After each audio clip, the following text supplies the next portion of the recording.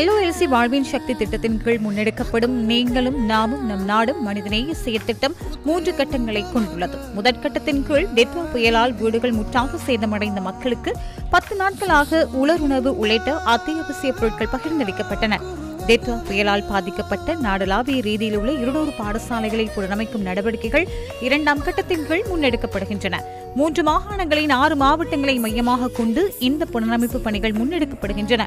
அனர்த்தத்தால் பாதிக்கப்பட்ட பதுளை மாவட்டத்தின் கலவுட வித்தியாலயத்தின் கழிவறை கட்டமைப்பை புதுப்பித்தல் மற்றும் பதுளை மேமலை வித்தியாலயத்தின் தளபாடங்களை திருத்தும் பணிகள் LOLCயின் மனிதநேய செயற்திட்டத்தின் கீழ் தற்போது முன்னெடுக்கப்பட்டு வருகின்றன.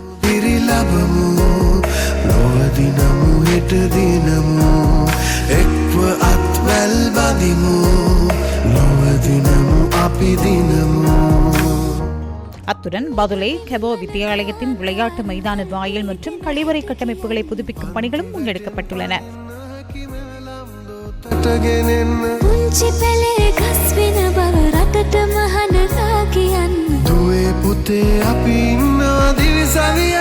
LOLC வாழ்வின் சக்தி சமூக பணித்திட்டம் என்பது நாட்டு மக்களின் நலனுக்காக முன்னெடுக்கப்படுகின்றது.